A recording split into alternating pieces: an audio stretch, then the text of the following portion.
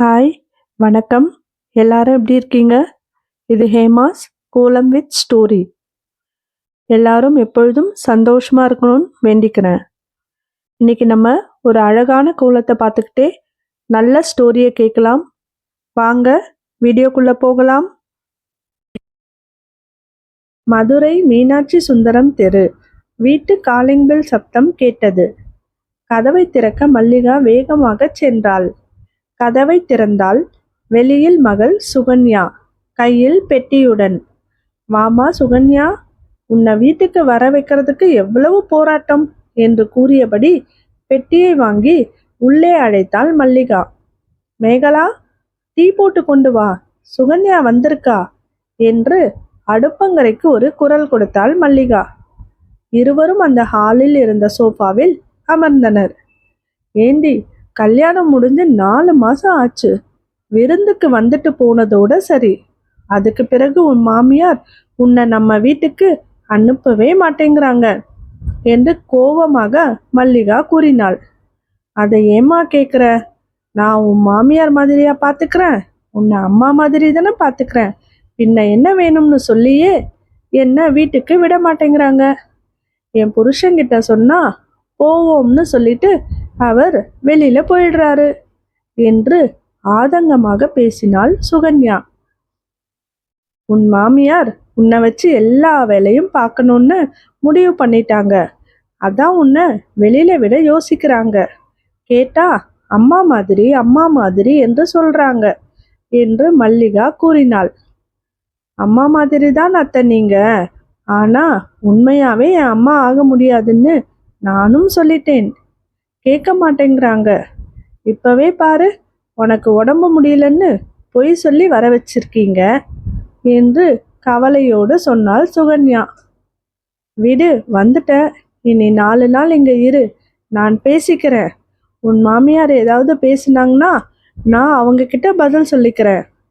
அவளோட மகளை மட்டும் மாசத்துக்கு ஒரு தடவையாவது வீட்டுக்கு வர சொல்றாங்க. என் மக மட்டும் என்ன பாவம் செஞ்சா என்று கோபமாக மல்லிகா கூறினாள். சரி விடுமா. அப்பா அண்ணன் வேலைக்கு போயிட்டாங்களா? குடிக்க டீ குடுமா என்று சுகன்யா கேட்டாள். அப்பா அண்ணன் 2 பேருமே வேலைக்கு போயிட்டாங்க. இதோ டீ கொண்டு வர சொல்றேன். மேகலா, டீ கொண்டு வர சொல்லி எவ்வளோ நேரம் ஆச்சு, உள்ள என்ன பண்ற என்று தன் மருமகள் மேகலாவை நோக்கி குரல் உசத்தி பேசினாள் மல்லிகா. சுட சுட டீயுடன் அவர்களின் முன் நின்றாள் மேகலா. மேகலாவை பார்த்த சுகன்யா, வாங்க அண்ணி, நல்லா இருக்கீங்களா? என்ன ஏதோ சோர்வா இருக்கிற மாதிரி தெரியுது என்றாள் சுகன்யா. வீட்டில் வேலை அதிகம்பா, வீட்டில் எங்க ஓய்வு கிடைக்குது என்று கவலையுடன் கூறினாள் அண்ணி மேகலா. நான் என்ன மாமியார் மாதிரியா உன் அண்ணிய பார்த்துக்கிறேன்? அவங்க அம்மா மாதிரி, ஏன் அதை விட ஒரு படி மேல நல்லாவே பார்த்துக்கிறேன். என்ன மேகலா என்று மல்லிகா கேட்டாள்.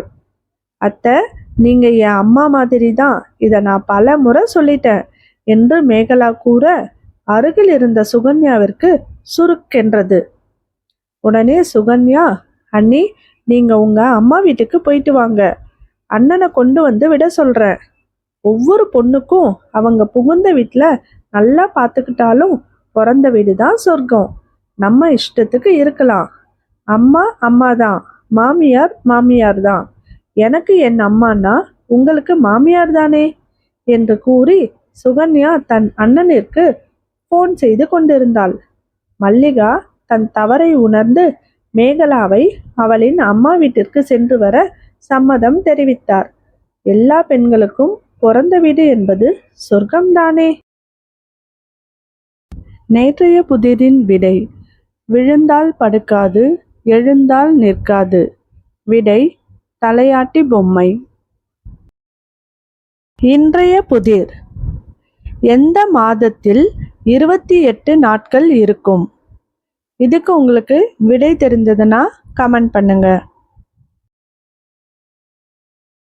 இது மாதிரியான அழகான கோலங்கள் பார்க்கவும் நல்ல ஸ்டோரியை கேட்கவும் என்னுடைய சேனலை சப்ஸ்கிரைப் பண்ணுங்க, லைக் பண்ணுங்க, உங்களுடைய ஃப்ரெண்ட்ஸ் அண்ட் ஃபேமிலிக்கு ஷேர் பண்ணுங்க. தேங்க்யூ.